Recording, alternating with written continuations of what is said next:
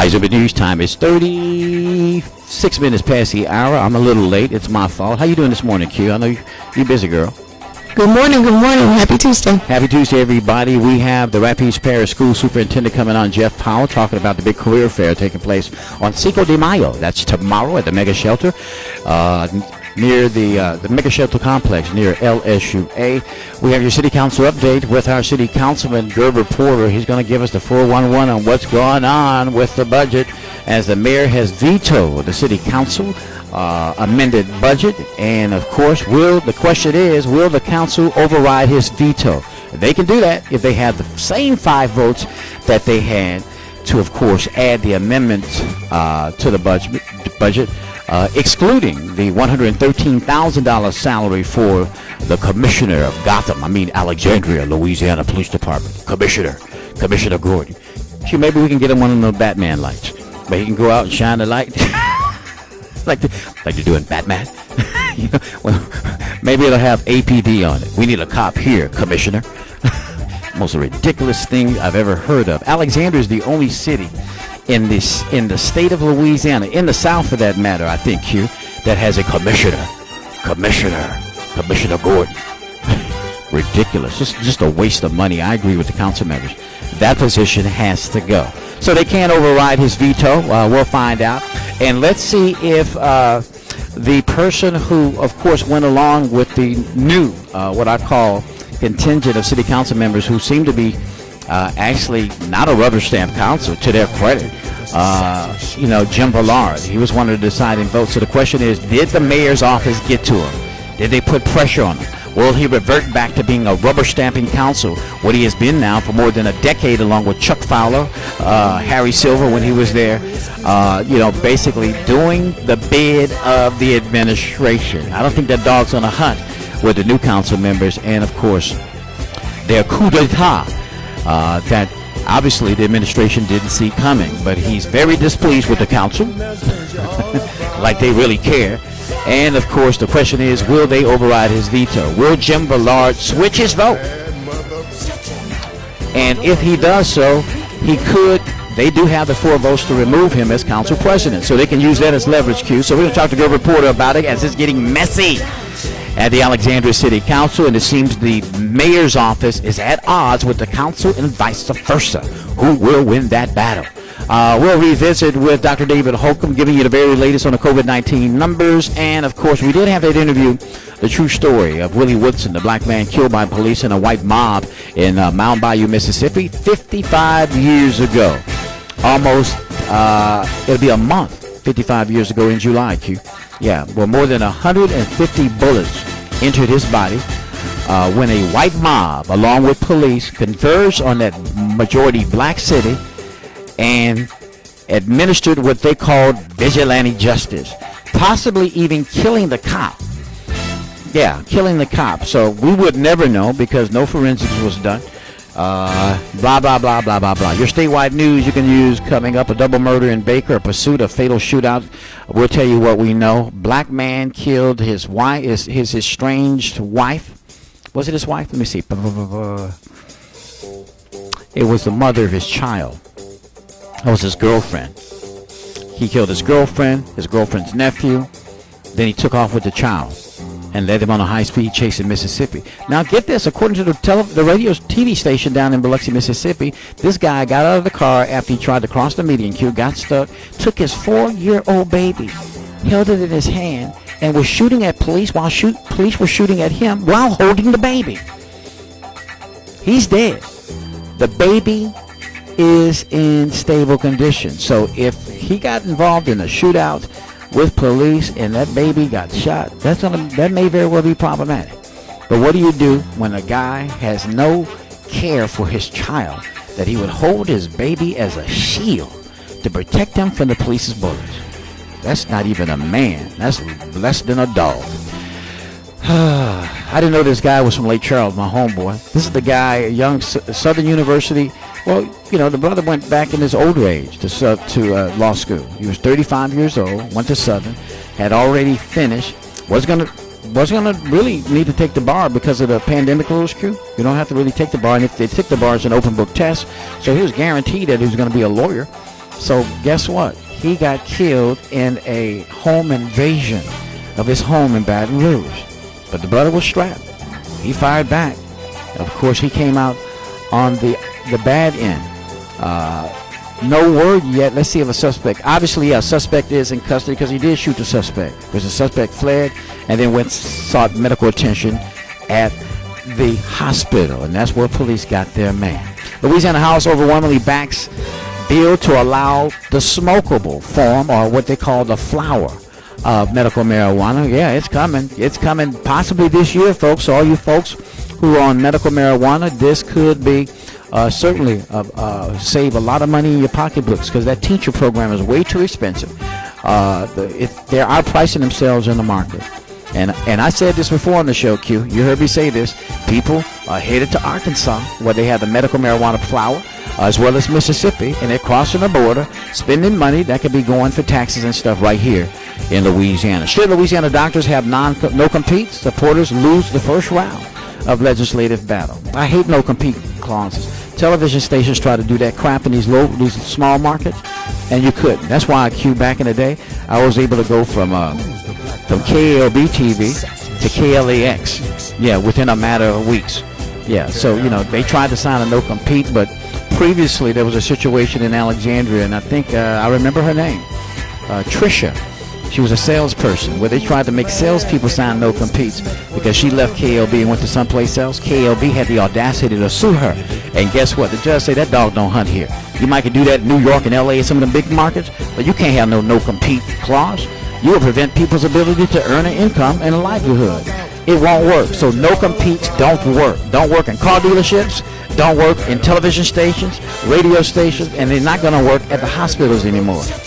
About telling you can't work for 2 years in the market because you used to work for us, and then if there's a hospital that we're affiliated with in the area, you can't apply for a job for 2 years. That's crazy as hell. Excuse my French. So we got all those stories and a whole lot more coming up. Eyes Open News Time is 43 minutes past the hour. Let me slow it down and tell you the phone lines are always open. You want to comment about the medicinal marijuana flower bill that's now breezing its way through the legislature? You want to talk about Alexandria's budget?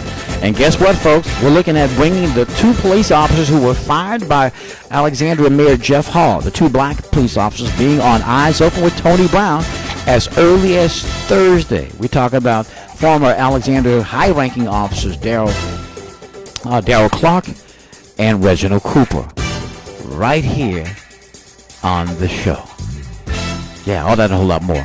Don't go away. Good morning.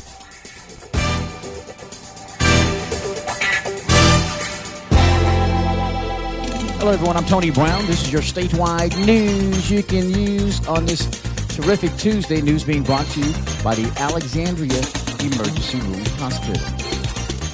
2 people were killed at a home near Baker on Monday morning, and the man suspected of killing them died in a shootout after leading police on a chase in Mississippi. The suspect's infant child, with whom he had fled the Baker shooting, was taken to the Biloxi area hospital after the pursuit. 30-year-old Eric Darrell Smith killed his ex-girlfriend, 32-year-old Christine Parker, and her nephew, 26-year-old Brandon Parker. Monday morning, the East Baton Rouge Parish Sheriff's Office said he then took off with the child. Deputies said the shooting likely stemmed from a domestic incident. The agency said deputies responded to a 911 hang-up call at about 11:30 in the 2000 block. That's 11:30 in the morning in the 2000 block of Richmond Street, just past Plank Road, northwest of Baker. Police in Mississippi found Smith's car that afternoon and pursued him on Interstate 10. Traffic cameras showed Smith leading officers on a low-speed chase through I-10's interchange with US 49 north of Gulfport on Monday afternoon. The pursuit ended 7 miles later near the Wool Market exit.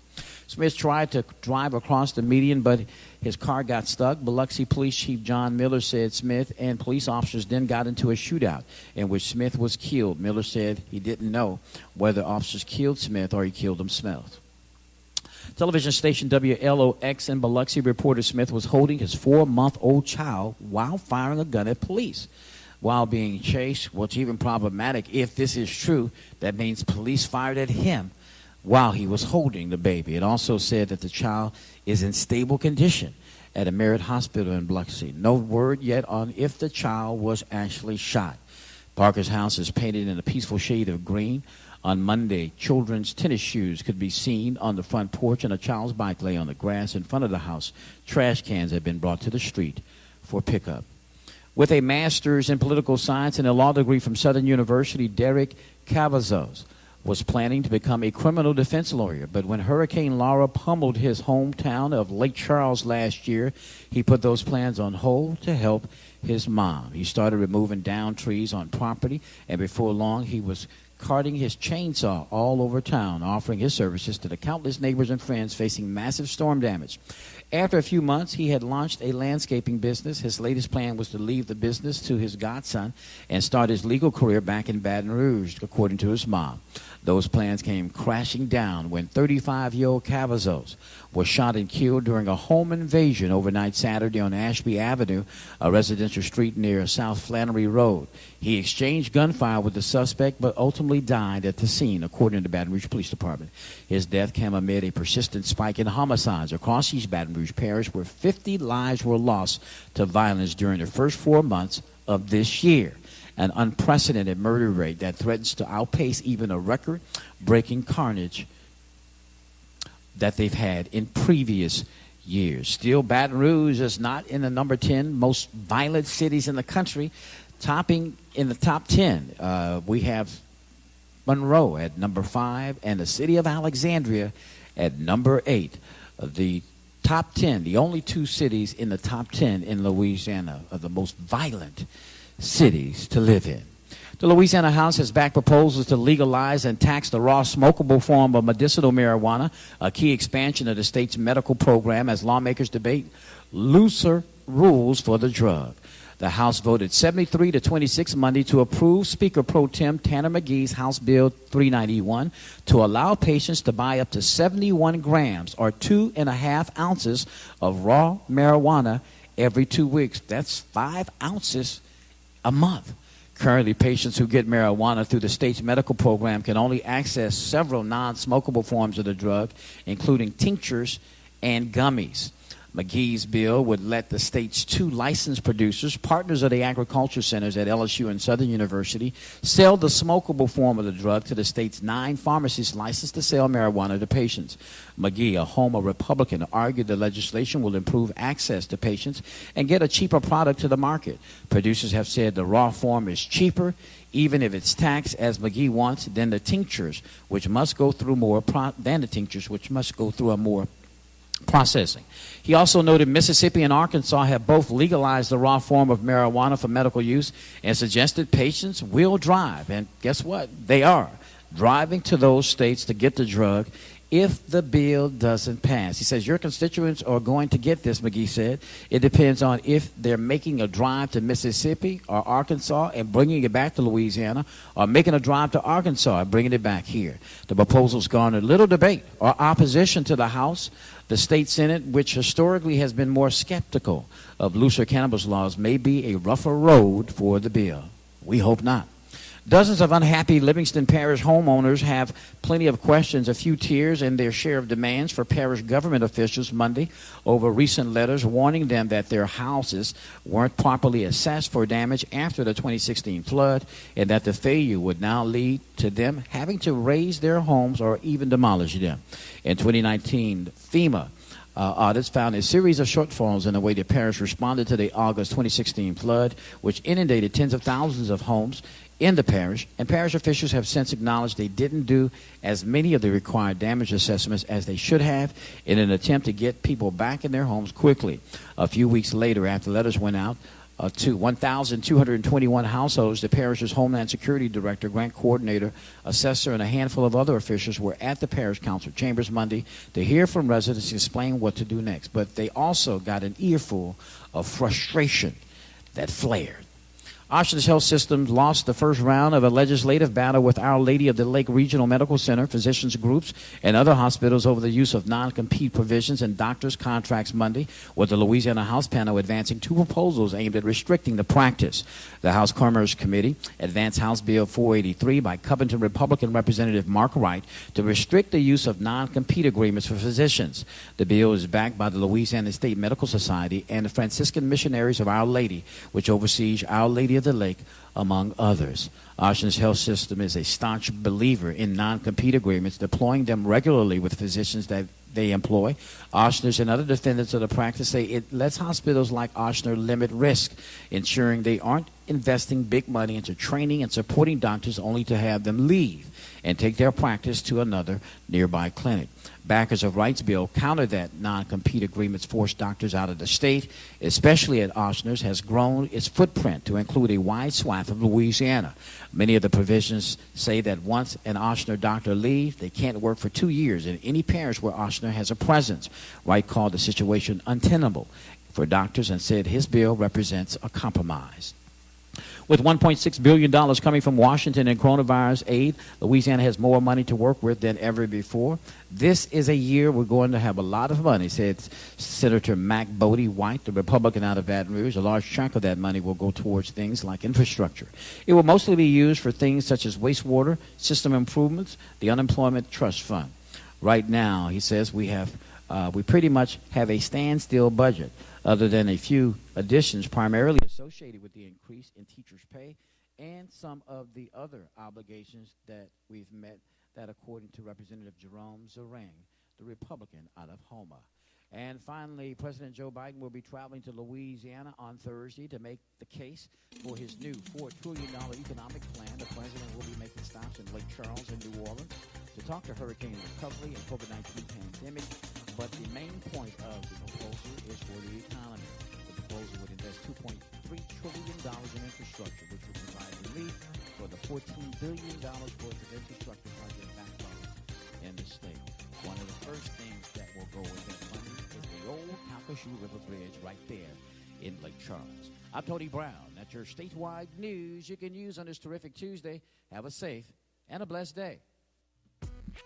Rapides Primary Healthcare Center is your federally qualified community healthcare center and is located at 1217 Willow Glen River Road in Alexandria. They are now accepting new patients. Are you tired of spending long hours in hospital emergency rooms waiting to receive non-critical healthcare services? Do you need affordable medical, dental, and mental health care? Do you need quality health care for you and your baby for prenatal, during pregnancy, and up until adulthood? Do you need to sign your family up for the Affordable Care Act or Medicaid? Then look no further than Rapides Primary Healthcare Center. It is the affordable, timely answer to all your family's healthcare needs. All services are available to anyone regardless of their ability to pay. You or your family will never be turned away. Rapides Primary is certified Kid Med site with a sliding fee scale. Payment is based on income and size of family. Medicaid, Medicare, and most commercial insurance are accepted for medical services.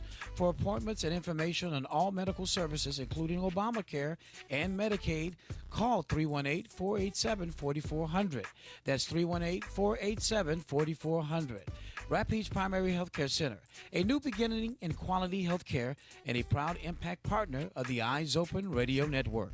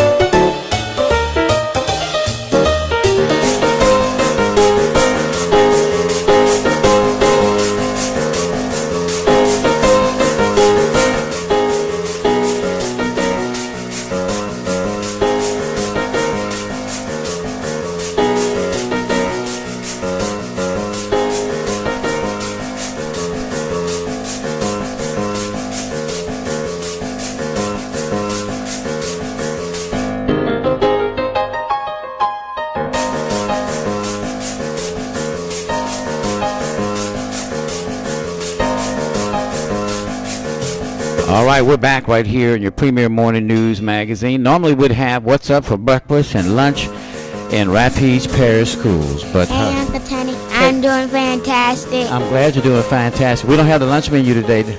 You know why? You know why we're not having the lunch menu? Because they're cleaning out the refrigerator at all the schools, and then they're going to have a set uniform lunch menu for the next 2 weeks, because everybody has inventory in the freezer and they're cleaning out the fridge. So every school is going to be doing their own thing. So with that said, Caden has the prayer for us today. Go ahead and give us the prayer today.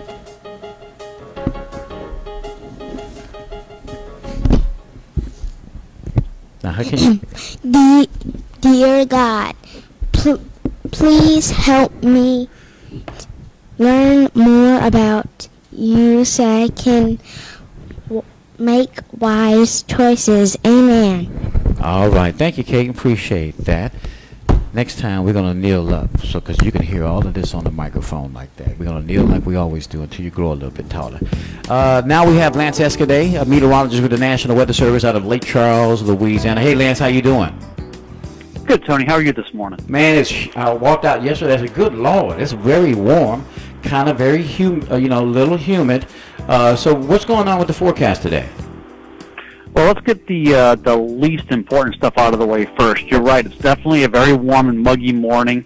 Temperatures across central Louisiana are currently running in the mid to even upper 70s, which is extremely warm for this time of year.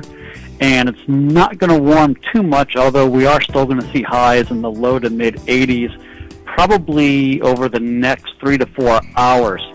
Of course, the main weather story today is we're looking for showers and thunderstorms to become rather numerous later this morning into the afternoon hours. We're looking at a cold front across East Texas that's going to sweep through later on today. Ahead of the front, though, we're going to see probably a line of thunderstorms developing and moving across the area. We are looking at the potential for some damaging wind gusts, winds in excess of 60 miles an hour when this line pushes through during the early afternoon, maybe early to mid-afternoon hours. Maybe some small hail as well, and unfortunately we cannot rule out maybe a tornado or two in addition to all that. Oh, wow, you're kidding me. So pretty much the same kind of weather we saw a few days ago in Mississippi. Is that what we're talking about? Well, hopefully it won't be quite so bad as that, but yes, the area is under what we call an enhanced risk for severe weather today. That is the 3rd category in a 5-category system that we use. The bulk of southern Louisiana is in a slight risk, but if you look at the area around, say, Rapides, Avoyelles, St. Landry parishes, that was upgraded to an enhanced risk overnight. Oh, wow. Thanks a lot, Lance. We'll try to batten down the hatches, okay? Yes, sir. All right, That'll my be good. friend. Oh, you too. That's Lance Escaday with your forecast, which is going to be problematic later on, folks, with this. Because when I walked out, I said, good Lord, where am I, in Africa? where am I, in the Serengeti? You know, in the rainforest of South America? It was that warm. I was like, good Lord. When I walked out, the heat hit me in my face. I was like, sheesh. So that's your forecast, folks. It's going to be problematic later on with the possibility of severe weather, even tornadic activity. And, of course, that was Caton with your kids' prayer for today. It's good when kids pray. I'm looking at the time, Q. Let's keep it moving. You hand me those national stories. I'm going to keep those in the cut right now. Let's go ahead and keep it moving to get us back on track. It's almost straight up 7 o'clock on this terrific Tuesday. Almost straight up 7 o'clock. Good morning. Boom.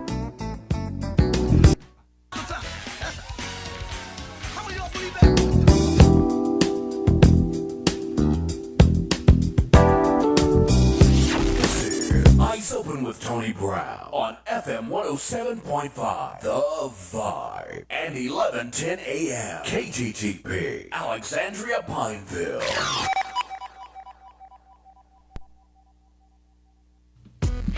Rapides Primary Healthcare Center is your federally qualified community healthcare center and is located at 1217 Willow Glen River Road in Alexandria.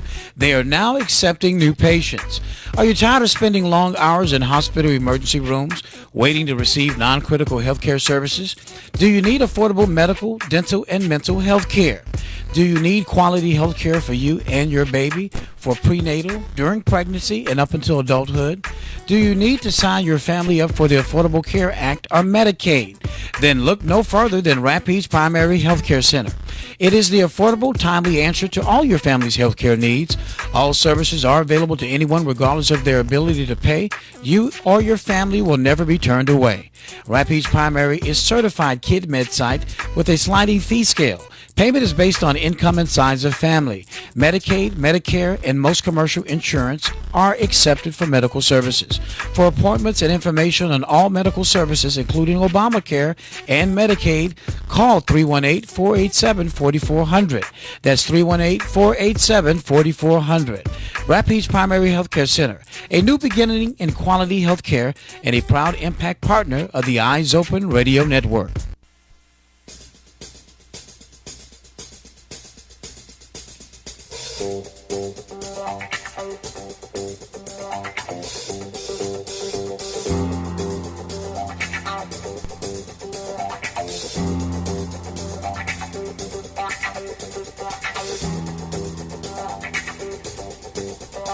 Eyes Open News Time, 3 minutes past the hour, 7 o'clock, top of the morning to you on this terrific Tuesday. It's May the 4th. We have an exciting show lined up for you, as always. Jeff Powell, Rapides Superintendent of the School, is going to be joining us right after this next element. We have Gerb Reporter with your City Council update. It's getting down and dirty with the Alexandria City Council, as well as the Jeff Hall administration. Let me give you the 411.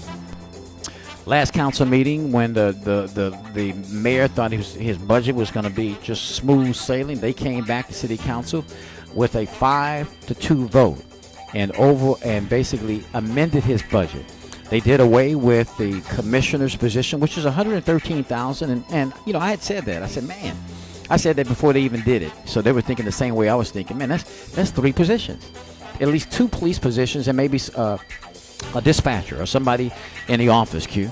That's 3 positions for the price of one. Many former police officers and many in the community say is just not a needed position. It's a waste position. It's called patting the pocket of my friend. My friend who was told allegedly by a very powerful man in Baton Rouge named Lance Harris, whose neighbor is the commissioner. Give my boy a job there, Jeff. So as they sit allegedly around the pool, drinking Mitjulas, strategizing, and running the city. That's what was told to me just the other day. Those 2 are in control of the city. That the commissioner has more than Jeff Hall's ear, allegedly. So I'm concerned by that. So basically the city council, when Catherine Davidson came in, who is an attorney, who is a minority, basically, in my opinion, took control of the council following the direction of Gerb Reporter, who's been there the longest, who knows where the bones are buried, and saying the city is just overwhelmingly spending money it doesn't have. So then you got all kinds of problems internally, allegedly, in the Jeff Hall administration. You got, what's that guy's name who used to be the accountant? I don't even have to, Fairchild, whatever his name is. Of course, he's working with the sheriff's office now. He was removed from his position or left to resign because of the audits always coming up to the penny for the last 30 years. So, anybody doing books, our audit will never be perfect. And plus, not having the hindsight to go and refinance some bonds that Joe Fuller and them did that saved the city millions of dollars. They actually went to a black guy in Natchitoches who did it, Q. So they didn't. So this guy came in. In fact, when he came in with his proposal, it was actually half of what they should have done. So basically, they did away with him. He wasn't saving the city money. It was just status quo. Cook the books and make them appear like we're doing good when we're actually not. And then you got the utility department allegations, Q. Oh, let me not even start with Mike Marcotte, allegedly using profane language against his boss. Like, F you. Allegedly slamming a door and breaking a glass in the mayor's office. Yeah, you hear about all that. And then the allegation that when we had the big freeze, allegedly that he created some sort of umbrella company or secret company under his family's name or his wife's maiden name, allegedly. Open sealed bids to fix the down power lines and fix those snap holes, so many of them. Opened the bids, allegedly, and underbid everybody else and allegedly kept the contract for himself. Oh, say it isn't so. Say this allegation isn't so. Say this rumor isn't true. Say it isn't true that the utility director of Alexandria, who's no longer with the city of Alexandria, used his position to pad his pocket indirectly, or his family's pocket indirectly, with a contract in which he opened a sealed bid and underbid everybody else. And again, we call that malfeasance in office, and we call that a conflict of interest. Did all that happen? I'm going to ask Gerber Porter about it. That's the allegation. There's trouble in Camelot. 7 minutes past the hour, Eyes Open News Time. Come clean or stay away nasty. Good morning.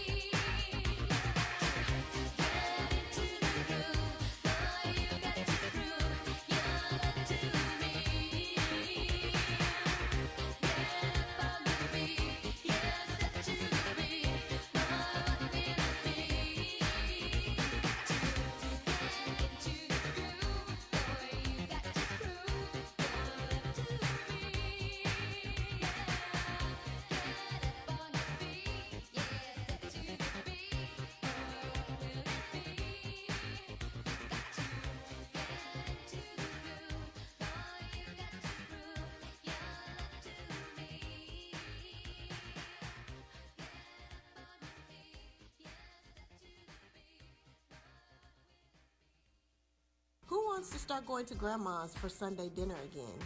Who's ready to attend fairs and festivals again? Who's ready to relax with friends and family at the pool again? If that's you and you're 16 years old or older, you can now get one of the COVID-19 vaccines, which are authorized by the FDA as safe and effective. Visit covidvaccine.la.gov to find out where you can get the COVID-19 vaccine and help bring back Louisiana. Hello, Sinlaw. I'm Dr. Kelvin Spears, Chief Medical Officer of Alexandria Emergency Hospital, located at 5900 Coliseum Boulevard, next to Wendy's. Our mission at Alexandria Emergency Hospital is to provide our patients, both adults and children, with the best possible healthcare experience, with short wait times and a relaxing environment. Alexandria Emergency Hospital is open 24/7, 365. We have board-certified doctors available for expert pediatric and adult care for both inpatient and ER services. We can provide outpatient services like MRI, X-ray, ultrasound, and CT scans. We have a clinical lab and on-site pharmacy and can facilitate inpatient stays through our state-of-the-art hospital rooms. For more information about our services, you can give us a call at 318-386-8110. That's 318-386-8110.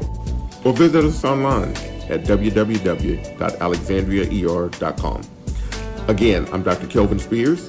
And remember, for all your emergency needs, come see us at Alexandria Emergency Hospital, your hometown ER and hospital. Hi, this is Bianca Brown, the Mobile Cincy Lady. Are you looking for a dream job? Well, you need to give me a call today. I'm looking for new recruits to join my team of Cincy consultants. Join Cincy today and get your starter kit for only $99 plus shipping and tax. Benefits include additional income, flexibility, incredible friendships, world-class training, recognition, personal growth, discounts on amazing Cincy products, and the opportunity to earn fabulous incentive trips around the world like the all-expense-paid trip I earned to Cancun, Mexico. Interested in joining Cincy? Give me a call today at 318-618-1832. That's 318-618-1832. Please refer to my website, lapeacefulsense.cincy.us, for our income disclosure statement. Hi, this is Dolores with Robinson Family Mortuary. The COVID-19 pandemic has been devastating to our community, and we have served numerous families affected by it. Planning a funeral is difficult, but a sudden loss during this pandemic can be even more stressful. Robinson Family Mortuary can help ease your stress and serves all of Central Louisiana, including Natchitoches, Oakdale, Marksville, Leesville, Fort Polk, and most every parish in the entire state. The newly renovated Robinson Family Mortuary is located at 1815 Military Highway in Pineville, and we can be reached anytime by calling 318-442-7300. That's 318-442-7300. Or visit us online at robinsonfm.com. Robinson Family Mortuary, without delay, can arrange for a traditional funeral service, cremation, ship in or ship out, including military. We accept all assignable and verifiable life insurance policies. With just one call to 318-442-7300, all of your homegoing needs can be taken care of at our newly remodeled Robinson Family Mortuary. Robinson Family Mortuary, a family serving families.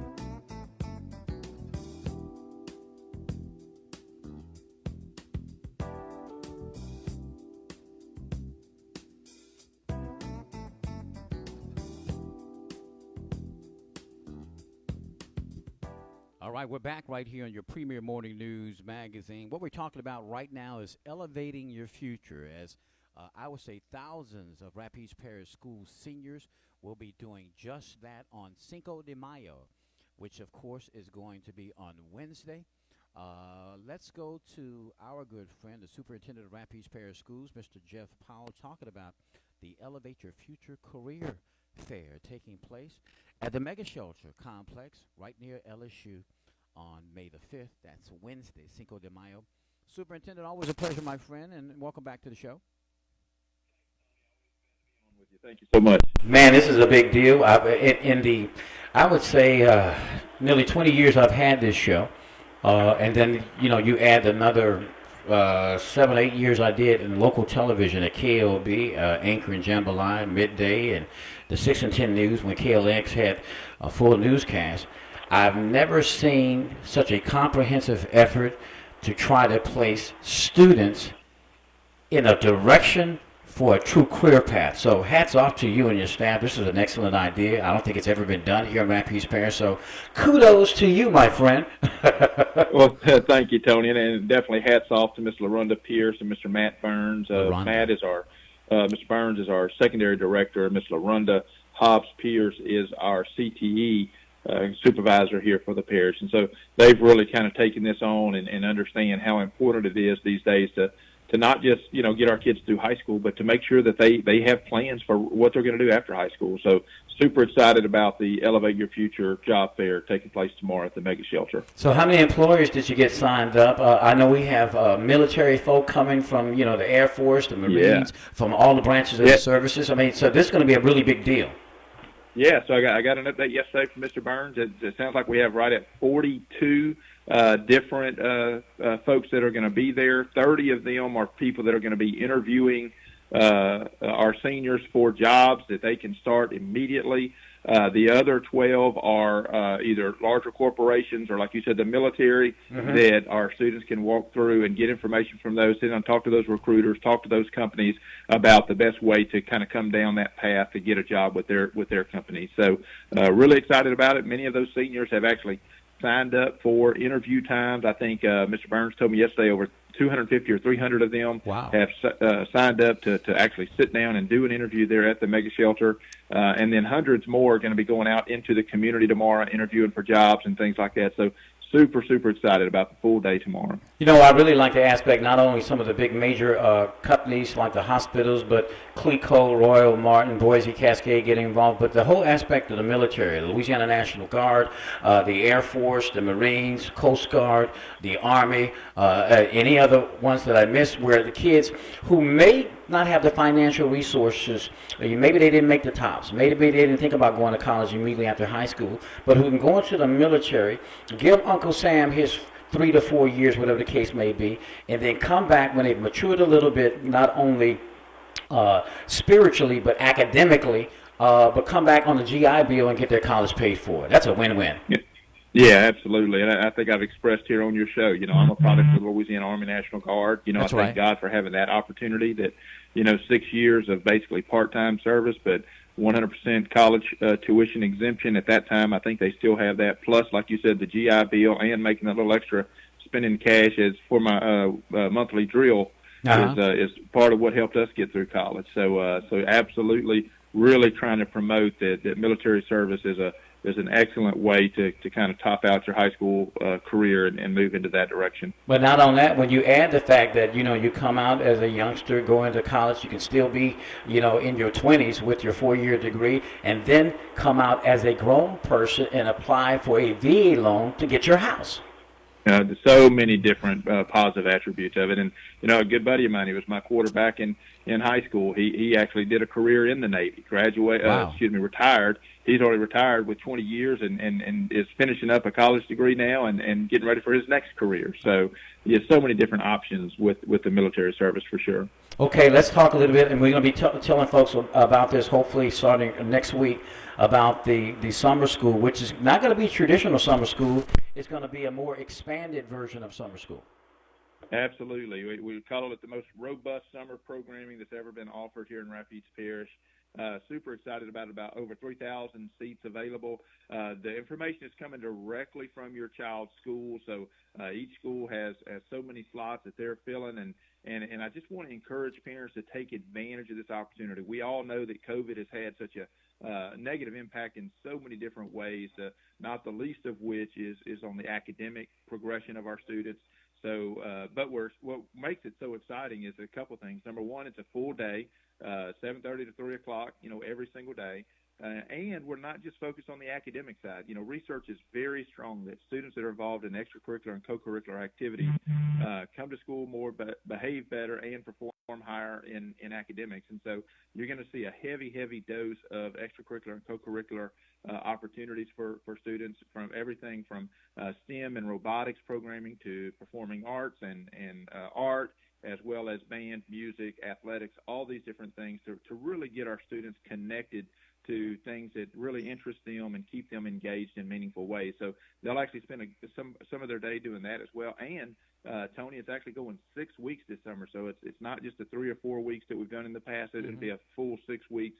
And so I tell you, I've been talking to some principals over the last couple of weeks, and their teachers super excited about it. One school, they're actually going to do a kind of a life skills class. They're going to be teaching students how to change tires on cars and, all types of things like that as well. So like I said, the most robust summer programming that you could ever imagine. Well, fantastic. Of course, Jeff, we appreciate you giving us access and giving us the time to tell parents that this is a big deal tomorrow. Make sure your kids are signed up. They don't have to do anything. Just get on the bus. The schools will individually take them to the site, ensure their safety, and then bring them on back. So that's a good thing, and it doesn't inconvenience the parents in any way. Doesn't inconvenience them, doesn't cost them anything. We feed them, we educate them, we give them opportunities to be involved. So take advantage of it. Absolutely. Again, folks, that's the big deal going on, the big career fair going on. Elevate Your Future in Rapides Parish. That's going to be on Cinco de Mayo Wednesday. And, of course, make sure your kids are engaged. And parents, if you're listening to me, make sure that they signed up and they get on the bus. Thank you. Absolutely. All right, Jeff, you take care, my friend. Hey, Tony, one big shout-out. It is Teacher Appreciation Week, so let's do everything we can to make sure that our teachers and staff, all those working with our children, feel appreciated this week. Oh, okay, absolutely. So it is Teacher Appreciation Week. Parents out there, go and get a big old apple, get some oranges, a fruit basket, give them something nice, because let me tell you, this has been a rough year for the educators and teachers, and let's just kind of show them that we appreciate them in a mighty, mighty way. Jeff, thank you for reminding me of that, my friend. Yes, sir. Y'all have a great day. Y'all have a great day as well. And, of course, folks, that's Rapides Superintendent of Schools telling everybody, get on the bus. And, of course, elevate your future at the big job fair, Cinco de Mayo, and Rapides Parish seniors. Good morning. Coming down the street, moving dirty fast, so kinda shuffle your feet. Get on the bus, pay your fare, then tell the driver that you're going to a double Dutch affair. D-I-O, well I'll be darned. Here it comes, the double Dutch bus is on the street. You better get off the curb, move your feet. Bus fare, trams pass, that's the way my money lasts. Ain't got no car. When I go to work, I gotta go downtown. Now I miss my train, that's a darn shame. When I'm running late, no sleeps to plan. If you got a wife, you know I'm right. You got a special man, well I can understand. Uptown, downtown, everybody's getting down. Say uptown, say downtown. Well, I miss my bus, I know I'm late. I gotta do something I know I hate. I'm gonna walk to work, 15 blocks. I already got a hole in my socks. Go ahead and laugh. That's okay, cause what I really wanna say, I got bad feet, my corns hurt. To top it off, I'm late for work. Let me tell you what I say when I'm dealing with a funky sidewalk. Let me show you how I walk when I gotta do my funky walk. Let me tell you what I say when I'm dealing with a funky sidewalk. I say, sugar.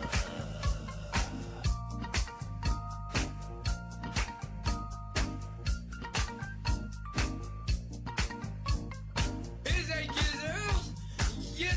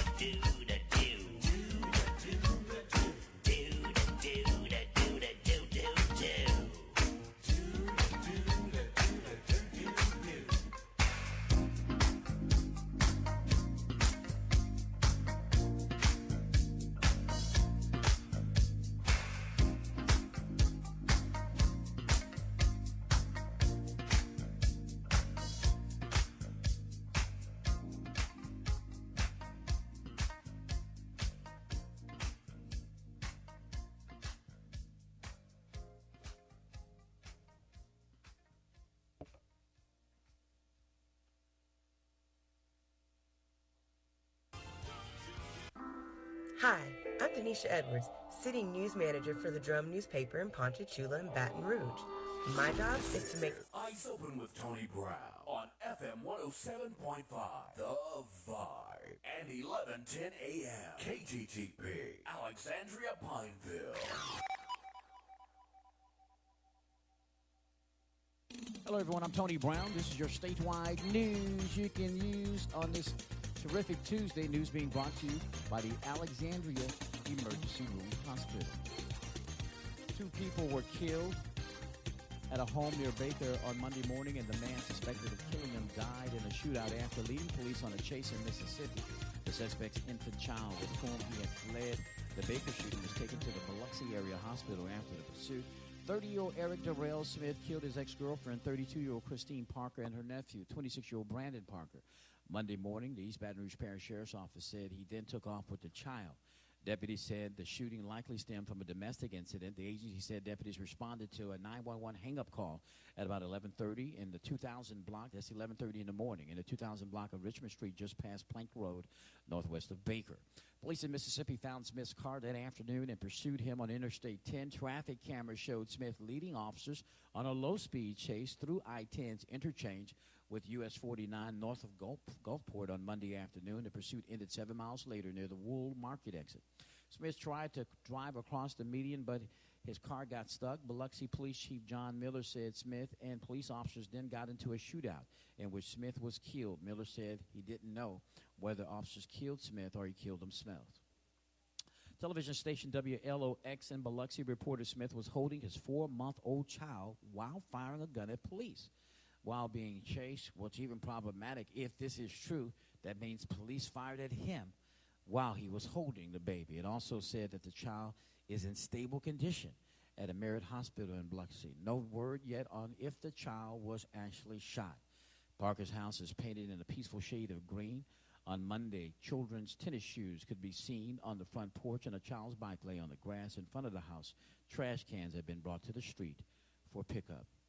With a master's in political science and a law degree from Southern University, Derek Cavazos was planning to become a criminal defense lawyer. But when Hurricane Laura pummeled his hometown of Lake Charles last year, he put those plans on hold to help his mom. He started removing downed trees on property, and before long, he was carting his chainsaw all over town, offering his services to the countless neighbors and friends facing massive storm damage.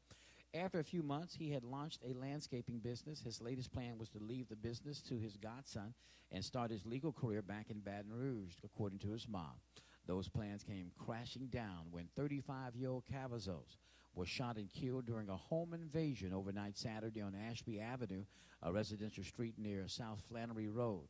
He exchanged gunfire with the suspect but ultimately died at the scene, according to the Baton Rouge Police Department. His death came amid a persistent spike in homicides across East Baton Rouge Parish, where 50 lives were lost to violence during the first 4 months of this year, an unprecedented murder rate that threatens to outpace even a record-breaking carnage that they've had in previous years. Still, Baton Rouge is not in the number 10 most violent cities in the country. Topping in the top 10, we have Monroe at number 5 and the city of Alexandria at number 8. The top 10, the only 2 cities in the top 10 in Louisiana are the most violent cities to live in. The Louisiana House has backed proposals to legalize and tax the raw smokable form of medicinal marijuana, a key expansion of the state's medical program as lawmakers debate looser rules for the drug. The House voted 73 to 26 Monday to approve Speaker Pro Tem Tanner McGee's House Bill 391 to allow patients to buy up to 71 grams or 2.5 ounces of raw marijuana every 2 weeks. That's 5 ounces a month. Currently, patients who get marijuana through the state's medical program can only access several non-smokable forms of the drug, including tinctures and gummies. McGee's bill would let the state's 2 licensed producers, partners of the agriculture centers at LSU and Southern University, sell the smokable form of the drug to the state's 9 pharmacies licensed to sell marijuana to patients. McGee, a Homer Republican, argued the legislation will improve access to patients and get a cheaper product to the market. Producers have said the raw form is cheaper, even if it's taxed as McGee wants, than the tinctures, which must go through more processing. He also noted Mississippi and Arkansas have both legalized the raw form of marijuana for medical use and suggested patients will drive. And guess what? They are driving to those states to get the drug if the bill doesn't pass. He says, your constituents are going to get this, McGee said. It depends on if they're making a drive to Mississippi or Arkansas and bringing it back to Louisiana, or making a drive to Arkansas and bringing it back here. The proposals garnered little debate or opposition to the House. The state Senate, which historically has been more skeptical of looser cannabis laws, may be a rougher road for the bill. We hope not. Dozens of unhappy Livingston Parish homeowners have plenty of questions, a few tears, and their share of demands for parish government officials Monday over recent letters warning them that their houses weren't properly assessed for damage after the 2016 flood, and that the failure would now lead to them having to raise their homes or even demolish them. In 2019, FEMA audits found a series of shortfalls in the way the parish responded to the August 2016 flood, which inundated tens of thousands of homes in the parish, and parish officials have since acknowledged they didn't do as many of the required damage assessments as they should have in an attempt to get people back in their homes quickly. A few weeks later, after letters went out to 1,221 households, the parish's Homeland Security Director, Grant Coordinator, Assessor, and a handful of other officials were at the parish council chambers Monday to hear from residents and explain what to do next. But they also got an earful of frustration that flared. Ocean's Health System lost the first round of a legislative battle with Our Lady of the Lake Regional Medical Center, physicians groups, and other hospitals over the use of non-compete provisions in doctors' contracts Monday, with the Louisiana House panel advancing two proposals aimed at restricting the practice.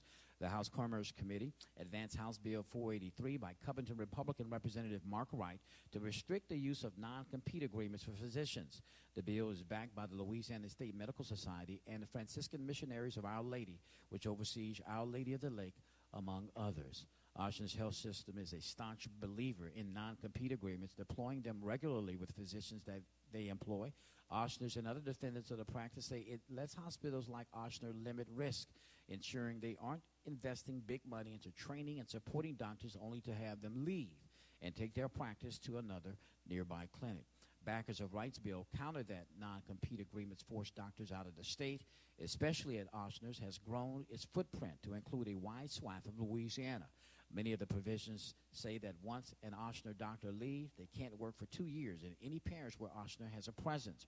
Wright called the situation untenable for doctors and said his bill represents a compromise.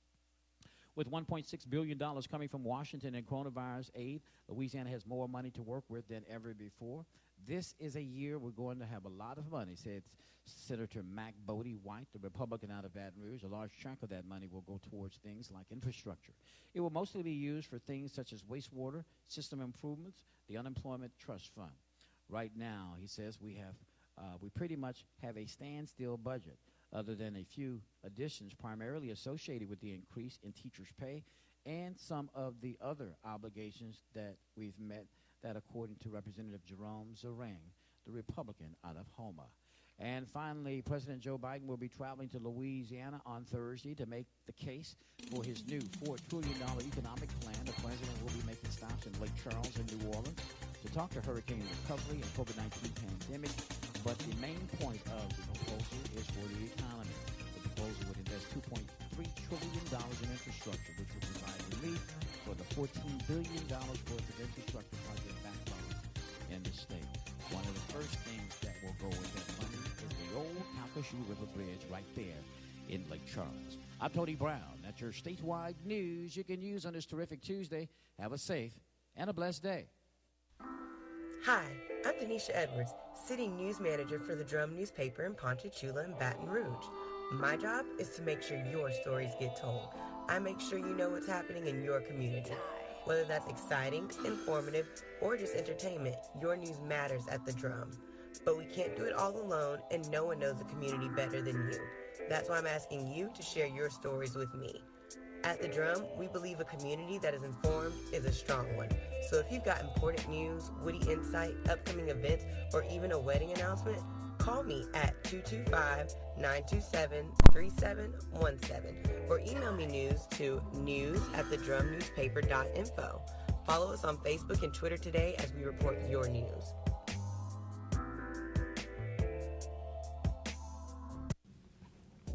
Hello, Sinla. I'm Dr. Kelvin Spears, Chief Medical Officer of Alexandria Emergency Hospital, located at 5900 Coliseum Boulevard, next to Wendy's. Our mission at Alexandria Emergency Hospital is to provide our patients, both adults and children, with the best possible healthcare experience, with short wait times and a relaxing environment. Alexandria Emergency Hospital is open 24/7, 365. We have board-certified doctors available for expert pediatric and adult care for both inpatient and ER services. We can provide outpatient services like MRI, X-ray, ultrasound, and CT scans. We have a clinical lab and on-site pharmacy and can facilitate inpatient stays through our state-of-the-art hospital rooms. For more information about our services, you can give us a call at 318-386-8110. That's 318-386-8110. Or visit us online at www.alexandriaer.com. Again, I'm Dr. Kelvin Spears. And remember, for all your emergency needs, come see us at Alexandria Emergency Hospital, your hometown ER and hospital.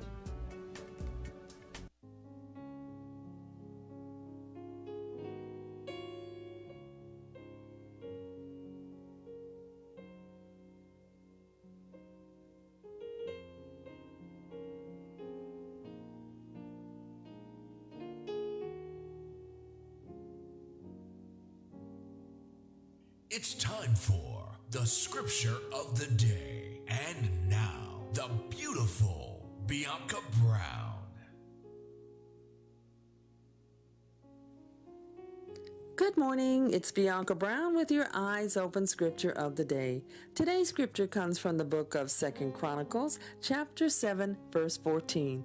If my people who are called by my name will humble themselves and pray and seek my face and turn from their wicked ways, then I will hear from heaven and will forgive their sin and heal their land. Today's scripture is being brought to you by the Monroe Street Church of Christ in Alexandria, Louisiana. If you would like to learn how you can humble yourself before the face of the Lord, you can do so by contacting the church. Just give them a call at 318-448-2494 and ask to speak with Brother Jesse Allen. Or you can always write the Church of Christ at 2008 Monroe Street, Alexandria, Louisiana, 71301. As we always say, we will continue to lift you and your family up in the precious name of our Lord and Savior, Jesus Christ. It's time for the Daily Bread with Tony Brown. What are you known for? Philippians 2:25 through 30. Epaphroditus, my brother, fellow worker, and fellow soldier. Philippians 2:25. In the Roman Empire, pagans would often call on the name of god or goddess as they placed bets in a game of chance. A favorite deity of the gambler was Aphrodite, the Greek name for Venus, the goddess of love. During the roll of the dice, they would say Aphroditus, literally by Aphrodite. In the book of Philippians, we read of a Greek convert to the Christian faith by the name of Epaphroditus. He was a close companion of Paul, who served him well in his missionary enterprise. Of his friend, Paul wrote, Epaphroditus, my brother, fellow worker, and fellow soldier, Philippians 2:25. Epaphroditus was a spiritual brother in Christ, a faithful worker who shared ministry efforts, a brave soldier of the faith, and the carrier of the inspired letter to the church of Philippi. He modeled brotherhood, a work ethic, spiritual endurance, and service. Certainly, Epaphroditus had a well-deserved reputation that showed he did not live by a pagan deity, but by the faith of Jesus Christ. Even more important than our name are the Christian qualities that are seen in our life: dependability, care, encouragement, and wisdom. What words would you like others to describe you? Oh Lord, you see what's in my heart. There's nothing hid from you. So help me live the kind of life that's loving, kind, and true. If we take care of our character, our reputation will take care of itself. I'm Tony Brown, and that's today's Daily Bread. Rapides Primary Healthcare Center is your federally qualified community healthcare center and is located at 1217 Willow Glen River Road in Alexandria. They are now accepting new patients. Are you tired of spending long hours in hospital emergency rooms waiting to receive non-critical healthcare services? Do you need affordable medical, dental, and mental health care? Do you need quality health care for you and your baby for prenatal, during pregnancy, and up until adulthood? Do you need to sign your family up for the Affordable Care Act or Medicaid? Then look no further than Rapides Primary Healthcare Center. It is the affordable, timely answer to all your family's health care needs. All services are available to anyone regardless of their ability to pay. You or your family will never be turned away. Rapides Primary is certified Kid Med site with a sliding fee scale. Payment is based on income and size of family. Medicaid, Medicare, and most commercial insurance are accepted for medical services. For appointments and information on all medical services, including Obamacare and Medicaid, call 318-487-4400. That's 318-487-4400. Rapides Primary Healthcare Center, a new beginning in quality health care and a proud impact partner of the Eyes Open Radio Network.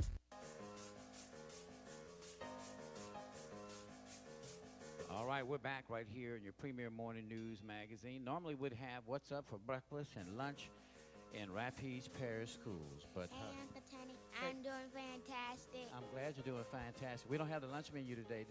You know why? You know why we're not having the lunch menu? Because they're cleaning out the refrigerator at all the schools, and then they're going to have a set uniform lunch menu for the next 2 weeks, because everybody has inventory in the freezer and they're cleaning out the fridge. So every school is going to be doing their own thing. So with that said, Caden has the prayer for us today. Go ahead and give us the prayer today.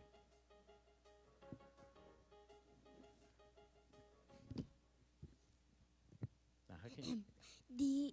Dear God, please help me learn more about you so I can make wise choices. Amen. All right. Thank you, Kate. Appreciate that. Next time, we're going to kneel up, so because you can hear all of this on the microphone like that. We're going to kneel like we always do until you grow a little bit taller. Now we have Lance Escaday, a meteorologist with the National Weather Service out of Lake Charles, Louisiana. Hey, Lance, how you doing? Good, Tony. How are you this morning? Man, I walked out yesterday. I said, good Lord, it's very warm. Kind of very humid, a little humid. So what's going on with the forecast today? Well, let's get the least important stuff out of the way first. You're right. It's definitely a very warm and muggy morning. Temperatures across central Louisiana are currently running in the mid to even upper 70s, which is extremely warm for this time of year. And it's not going to warm too much, although we are still going to see highs in the low to mid 80s, probably over the next 3 to 4 hours. Of course, the main weather story today is we're looking for showers and thunderstorms to become rather numerous later this morning into the afternoon hours. We're looking at a cold front across East Texas that's going to sweep through later on today. Ahead of the front, though, we're going to see probably a line of thunderstorms developing and moving across the area. We are looking at potential for some damaging wind gusts, winds in excess of 60 miles an hour when this line pushes through during the early afternoon, maybe early to mid-afternoon hours. Maybe some small hail as well, and unfortunately we cannot rule out maybe a tornado or two in addition to all that. Oh, wow, you're kidding me. So it's pretty much the same kind of weather we saw a few days ago in Mississippi. Is that what we're talking about? Well, hopefully it won't be quite so bad as that, but yes, the area is under what we call an enhanced risk for severe weather today. That is the 3rd category in a 5-category system that we use. Mm-hmm. The bulk of southern Louisiana is in a slight risk, but if you look at the area around, say, Rapides, Avoyelles, St. Landry parishes, that was upgraded to an enhanced risk overnight. Oh, wow. Thanks a lot, Lance. We'll try to batten down the hatches, okay? Yes, sir. All right, That'll my friend. Oh, you too. That's Lance Escaday with your forecast, which is going to be problematic later on, folks, with this. Because when I walked out, I said, good Lord, where am I, in Africa? where am I, in the Serengeti? the rainforest of South America. It was that warm. I was like, good Lord. When I walked out, the heat hit me in my face. I was like, sheesh. So that's your forecast, folks. It's going to be problematic later on with the possibility of severe weather, even tornadic activity. And, of course, that was Caton with your kids' prayer for today. It's good when kids...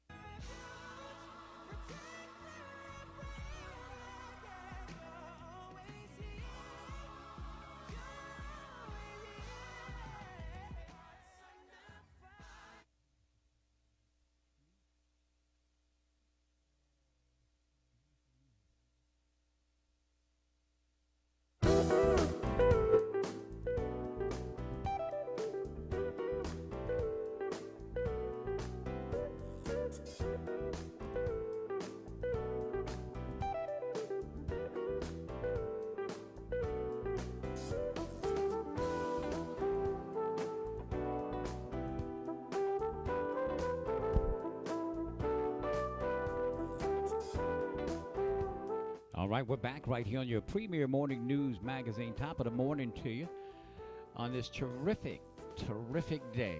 Of course, I'm glad to have back in the chair with us, of course, beginning our new segment. Really not a new segment. It's an old segment. We just got a different person in the seat.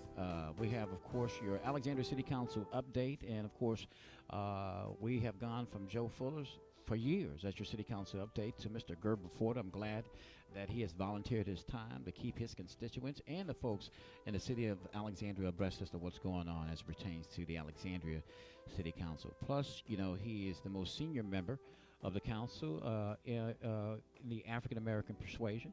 So he knows what's going on, and of course I've been there for a couple of years. So I'm glad to have our city councilman for District 2, Mr. Gerber Porter. Gerber, always a pleasure. Glad to have you in the studio, my brother. Good morning. Good morning, and it's a pleasure to be here. All right, let me make sure I got your mic up and on. All right, say something for me, Gerber. All right, let me try this again. Here we go. Let me try this one. Say something, Gerber.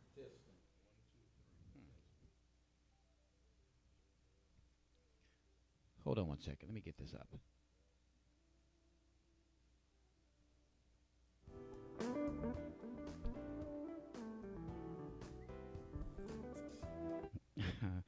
Let me hear you, Gerber. Testing. There we 1, 2, go. 3, Okay. testing. Sometimes I like riding a bicycle, but I hadn't been on it for a minute, but I got you back up. Glad to have you in the studio, and welcome back. Thank you. It's always a pleasure to be here. All right. Taking a look, and of course, this morning, you guys, or later on in the day, you have your city council meeting. We're going to have Gerbon coming on in the mornings, preferably the city council member, maybe even a day in advance, depending upon his schedule. But let's talk about what happened at the Alexandria City Council meeting last time. It really took a lot of people by surprise, including the mayor of Alexandria, when he put together his proposed budget. Normally, that's, what we have been seeing with councils in the past, prior to, of course, certainly in the Jack Roy administration, just a rubber stamp. Whatever he wants, let's give it to him. Or I was very impressed that, one, we don't have a rubber stamp council anymore. With the insertion of Catherine Davidson, of course, Cynthia Perry, and you got Reddix, and now you have you. So we still have a majority-minority council when you include those two women. And what was really surprising on amending the budget, the mayor's budget last time, was that Jim Ballard actually voted with you for, giving it a 5-2 vote on amending the budget. Now, the mayor was perturbed. He was obviously upset. He went on a local television, it was on television, but he went on a local talk show, not mine, of course. We haven't had the mayor on in over a year. That's because of him. He won't come on. He's doing exactly what Jack Roy did. If you have real questions by a real journalist, and he's not going to come on. He's opposed. You can go and sit down with a DJ. You go and sit down with a person who doesn't have a degree in journalism, who don't really know what's going on, the intricacies. And I've been covering this council for more than 20 years now, so I kind of know what's going on with this. So let's talk a little bit about why was he upset with the amendments to the budget. Let's talk about those. Okay.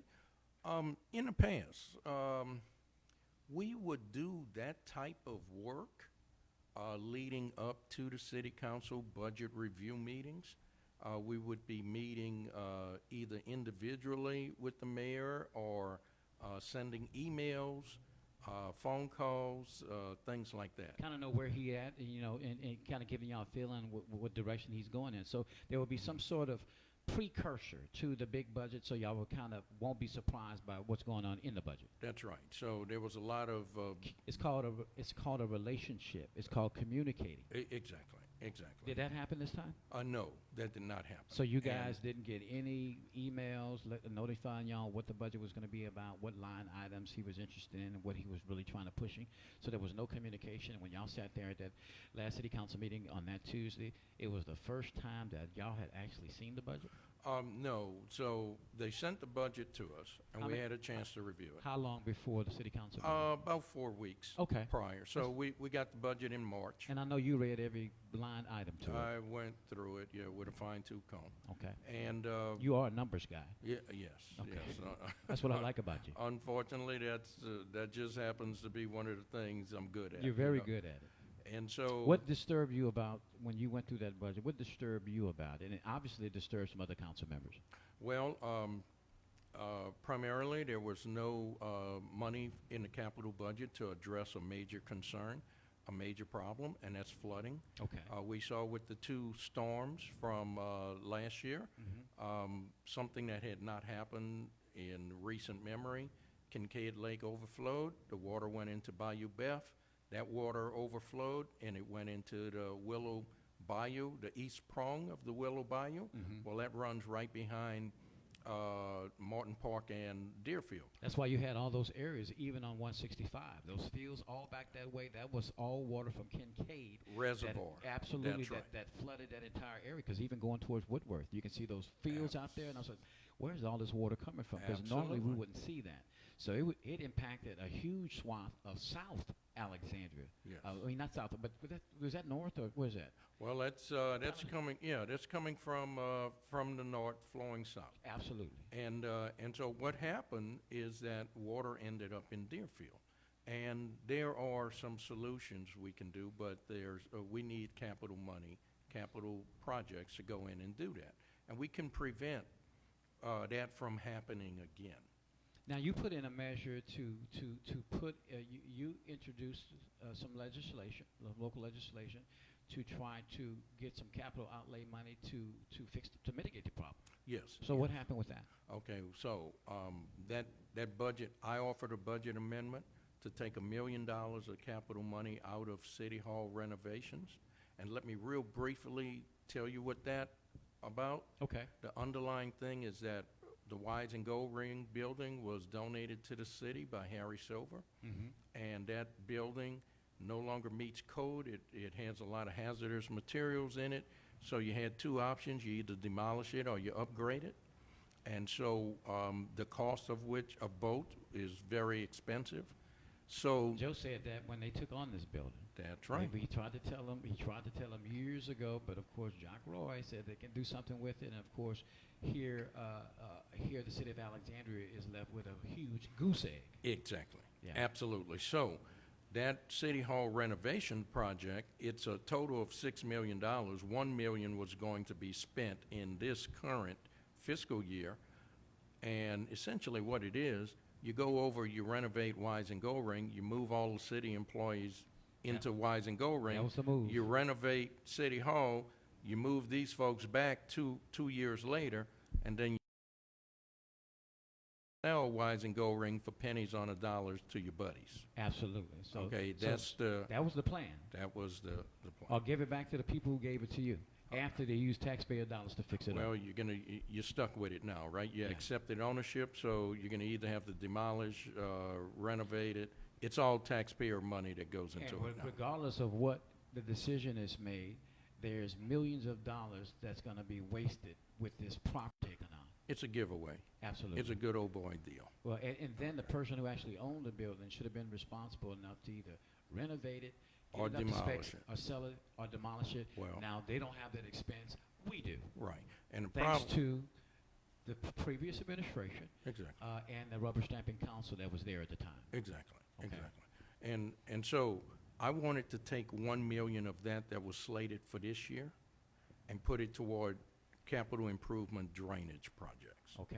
I wanted to put $350,000 into a project for Deerfield, essentially to put a low-level levee at where the East Prong Willow Bayou is, so that should Kincaid Reservoir overflow again, that water would not get into Deerfield.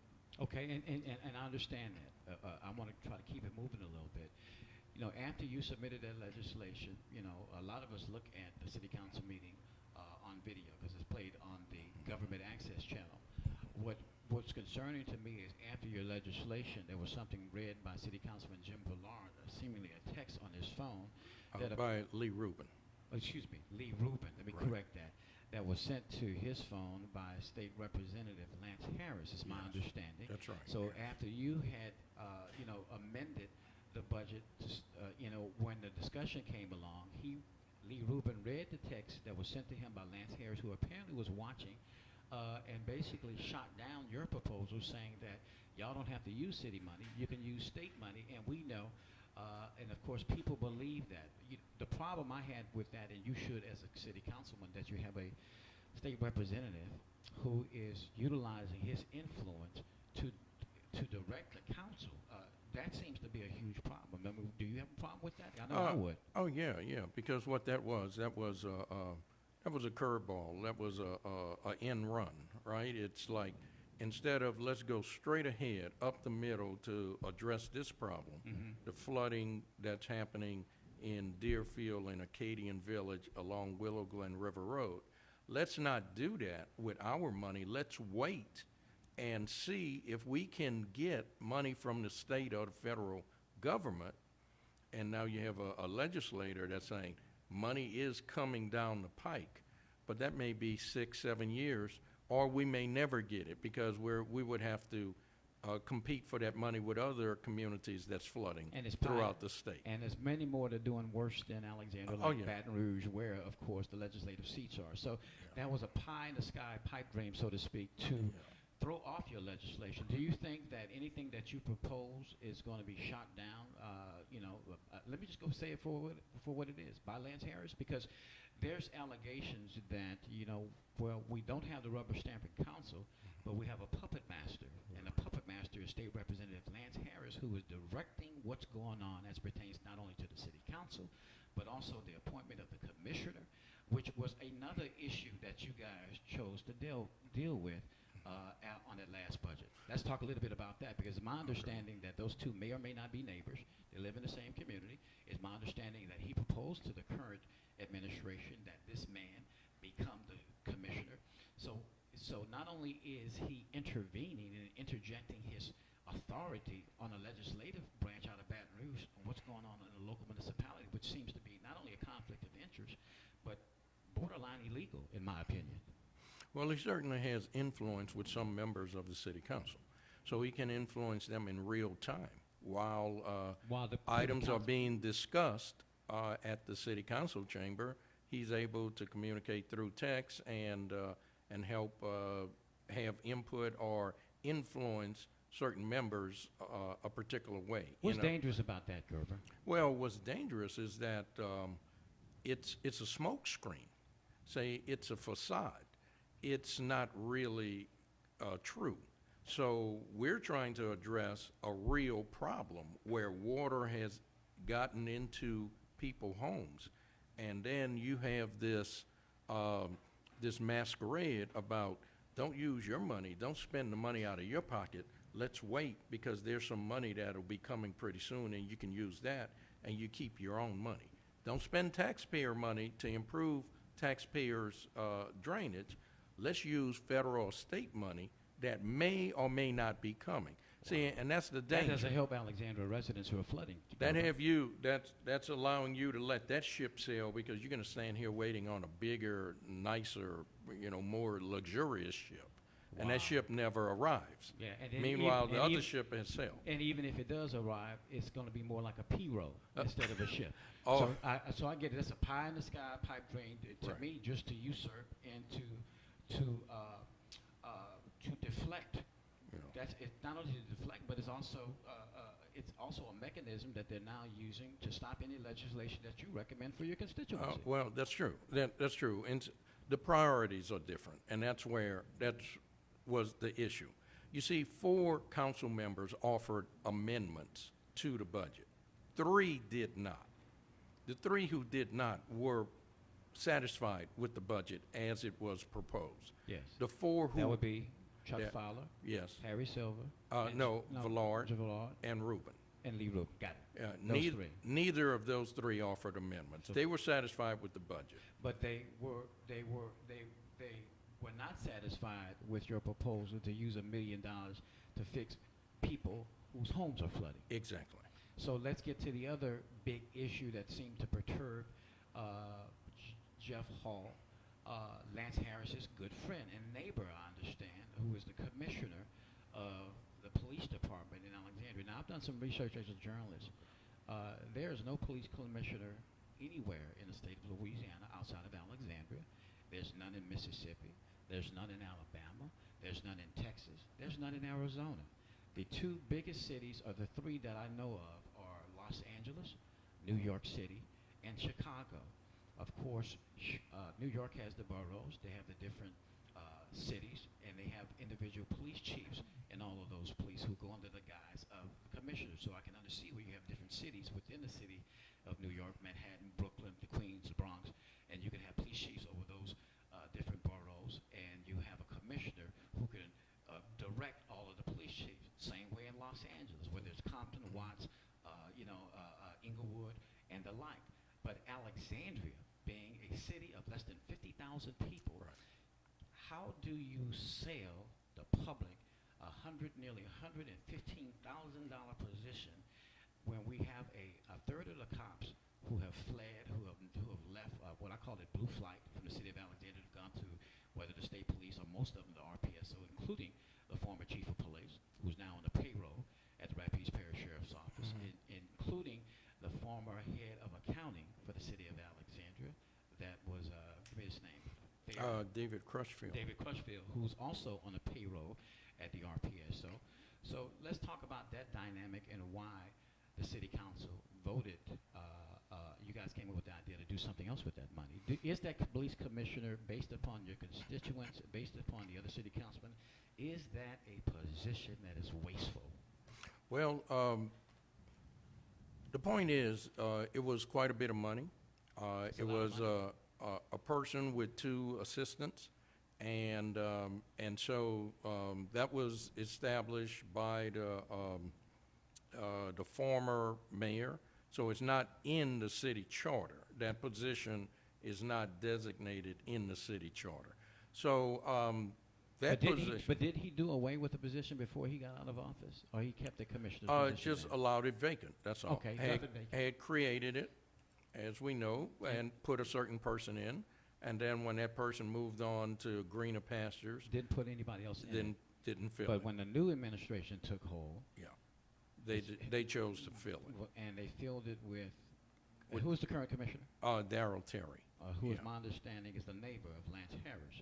It's my understanding there's the allegation that a call was made to City Hall recommending this man for the position in Jeff Hall's administration, and that's all I'll have to say about that. So here we have 2 situations where allegedly it appears that the state representative, a very powerful man in the Republican Party here in Louisiana, is directing what goes on, not only from the administration standpoint, but trying to interject his influence in the city council.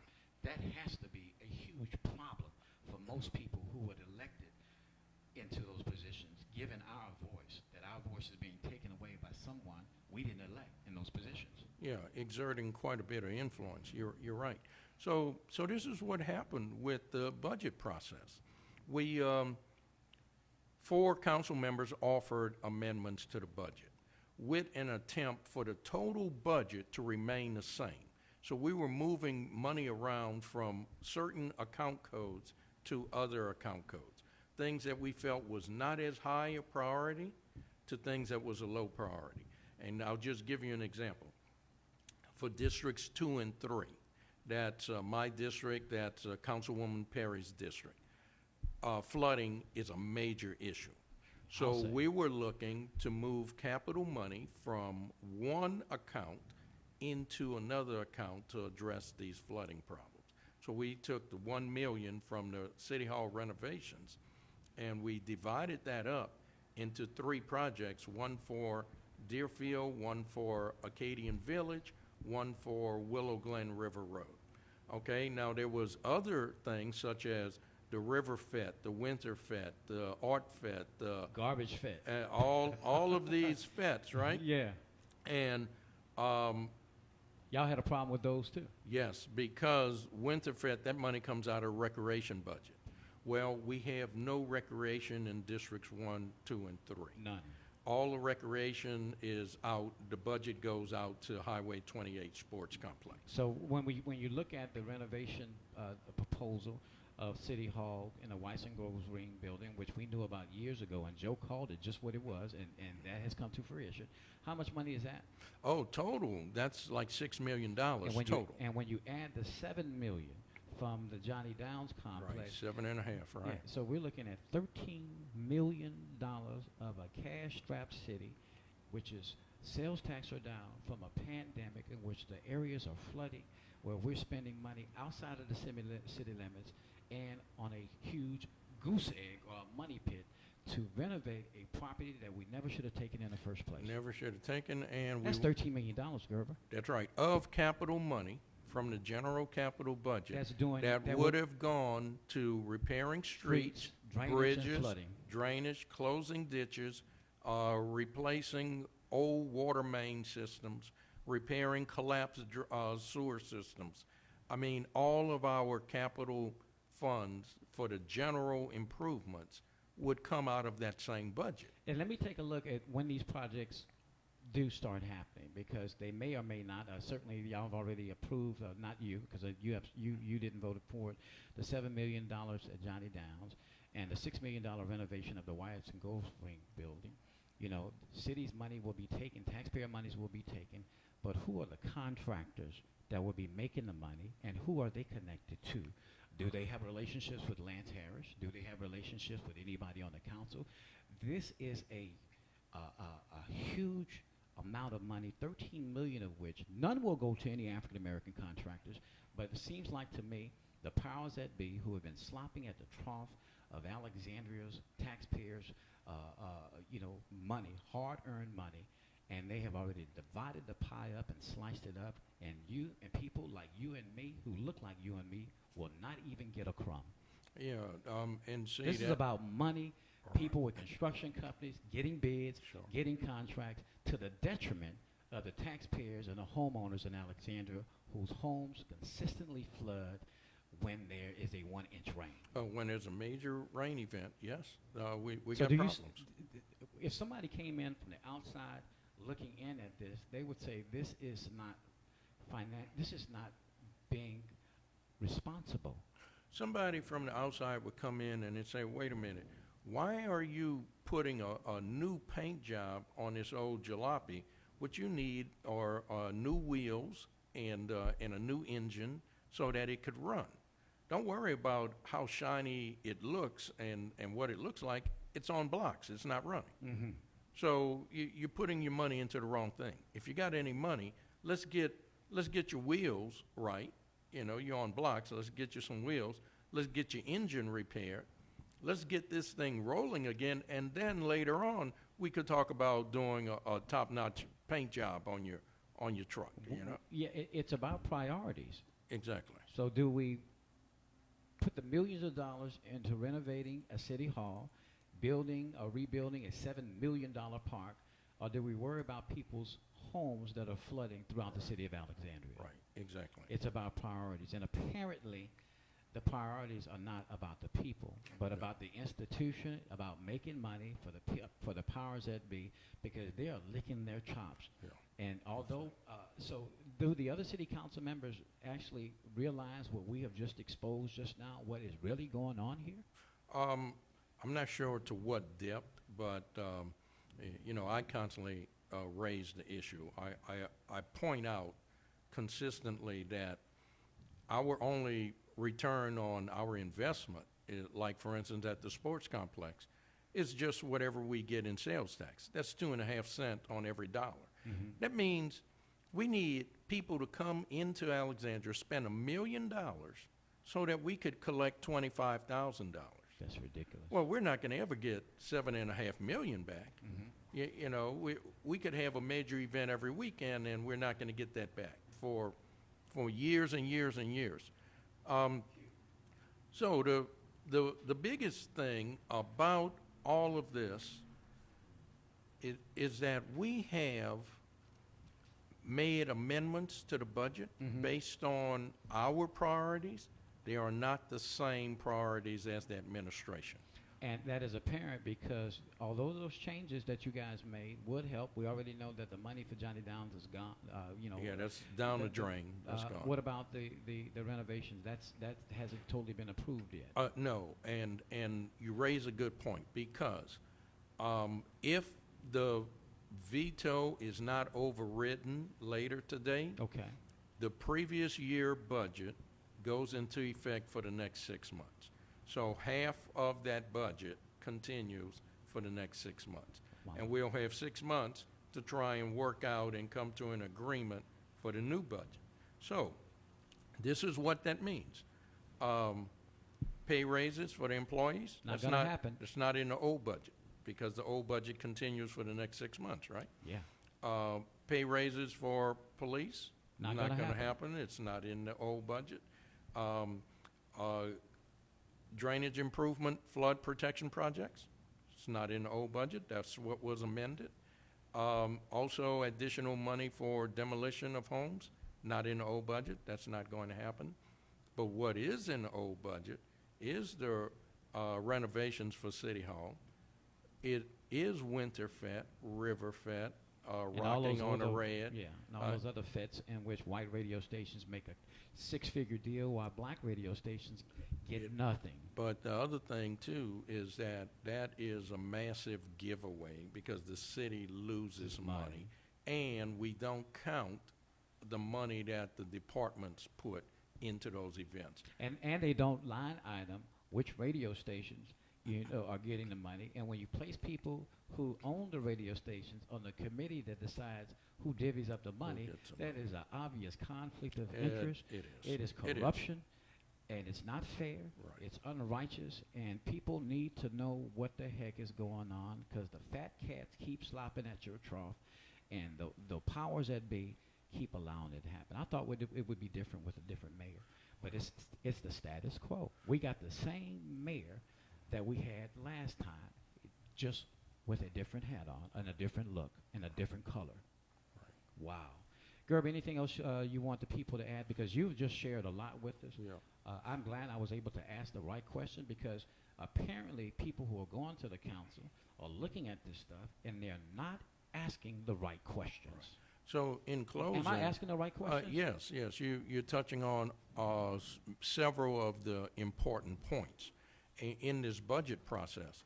So what's going to happen today is there will be an opportunity to override the veto if it requires 5 votes. If the veto is not overridden, then the budget from the previous year continues on for the next 6 months. And whatever was in that old budget is what we will have going forward. So everyone needs to pay attention to what happens today, who votes which way, and if they offer a reason why they're voting that way. And the question is, will Jim Villard, who voted for the amended budget, because y'all voted, and it was a 5-2 vote? Yes. Yeah, so Lee Rubin and, of course, Chuck Fowler voted against it. Yes. 5 city councilmen, including Villard, voted for the changes. The mayor obviously was irate and upset to the point where he went on a radio station and talked to a sports guy about why he was perturbed about it. So you guys do have 5 votes. So if the votes stay, it takes 5 votes to veto. To override the veto. But if they override the veto, and that's fine, and they can.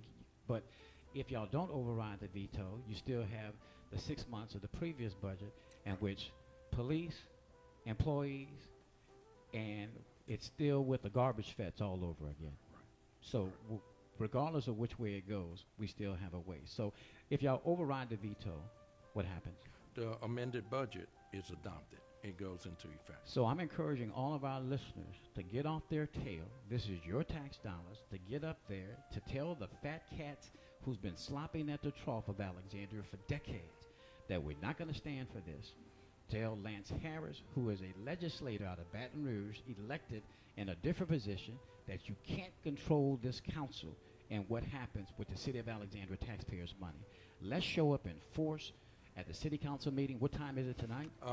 The council meeting starts at 5 o'clock. There's a committee meeting at 4:30, but the actual council starts I'm calling at 5. on every minister, every man of God, every woman of God, every resident who has whose home gets flooded, who has a drainage or sewage problem, to show up to tell the city of Alexandria and the mayor, we are not going to stand for this anymore.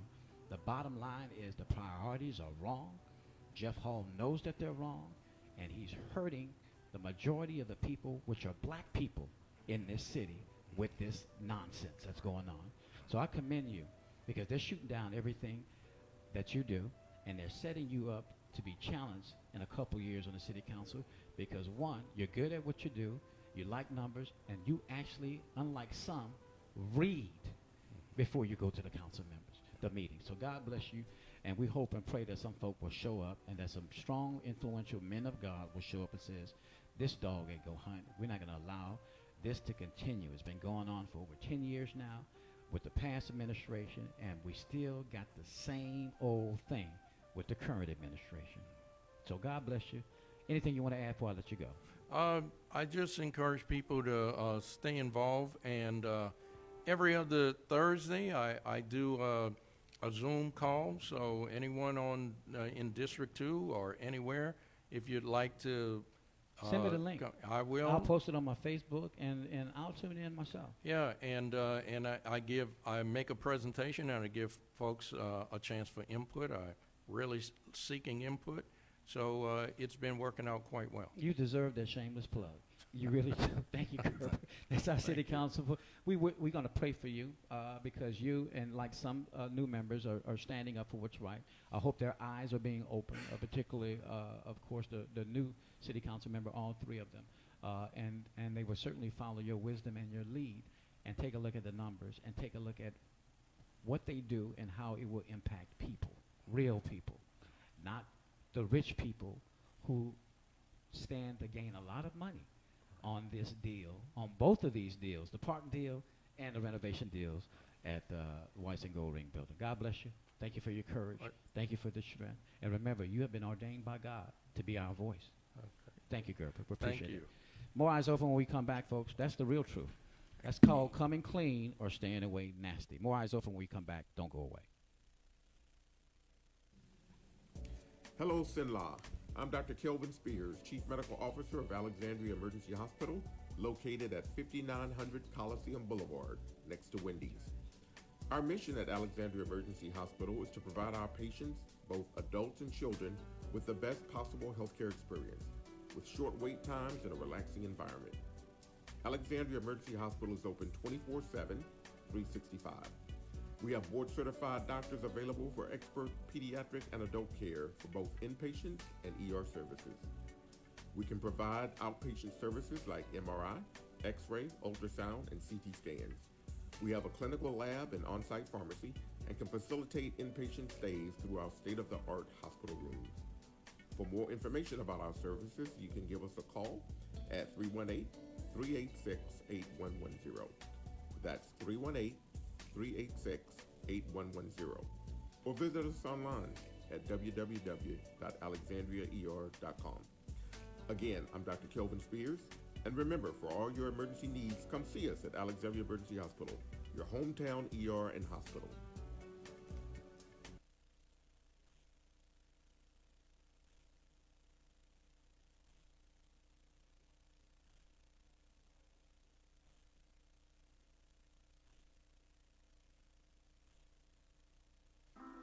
Hi, I'm Denisha Edwards, City News Manager for the Drum newspaper in Ponchatoula and Baton Rouge. My job is to make sure your stories get told. I make sure you know what's happening in your community. Whether that's exciting, informative, or just entertainment, your news matters at the Drum. But we can't do it all alone, and no one knows the community better than you. That's why I'm asking you to share your stories with me. At The Drum, we believe a community that is informed is a strong one.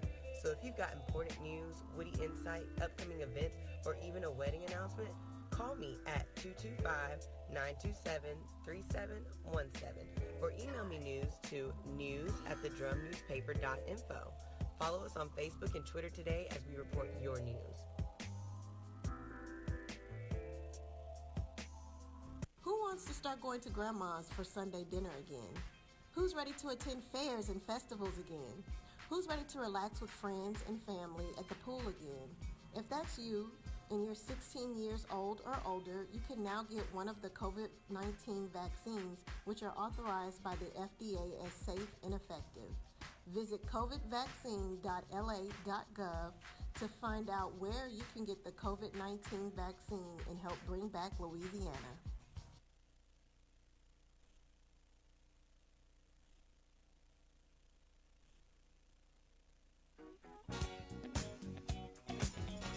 Rapides Primary Healthcare Center is your federally qualified community healthcare center and is located at 1217 Willow Glen River Road in Alexandria. They are now accepting new patients. Are you tired of spending long hours in hospital emergency rooms waiting to receive non-critical healthcare services? Do you need affordable medical, dental, and mental health care? Do you need quality health care for you and your baby for prenatal, during pregnancy, and up until adulthood? Do you need to sign your family up for the Affordable Care Act or Medicaid? Then look no further than Rapides Primary Healthcare Center. It is the affordable, timely answer to all your family's healthcare needs. All services are available to anyone regardless of their ability to pay. You or your family will never be turned away. Rapides Primary is certified Kid Med site with a sliding fee scale. Payment is based on income and size of family. Medicaid, Medicare, and most commercial insurance are accepted for medical services. For appointments and information on all medical services, including Obamacare and Medicaid, call 318-487-4400. That's 318-487-4400. Rapides Primary Healthcare Center, a new beginning in quality health care and a proud impact partner of the Eyes Open Radio Network. Hello, Sinla. I'm Dr. Kelvin Spears, Chief Medical Officer of Alexandria Emergency Hospital, located at 5900 Coliseum Boulevard, next to Wendy's. Our mission at Alexandria Emergency Hospital is to provide our patients, both adults and children, with the best possible healthcare experience, with short wait times and a relaxing environment. Alexandria Emergency Hospital is open 24/7, 365. We have board-certified doctors available for expert pediatric and adult care for both inpatient and ER services. We can provide outpatient services like MRI, X-ray, ultrasound, and CT scans. We have a clinical lab and on-site pharmacy and can facilitate inpatient stays through our state-of-the-art hospital rooms. For more information about our services, you can give us a call at 318-386-8110. That's 318-386-8110, or visit us online at www.alexandriaer.com. Again, I'm Dr. Kelvin Spears, and remember, for all your emergency needs, come see us at Alexandria Emergency Hospital, your hometown ER and hospital. Hello, everyone. I'm Tony Brown. This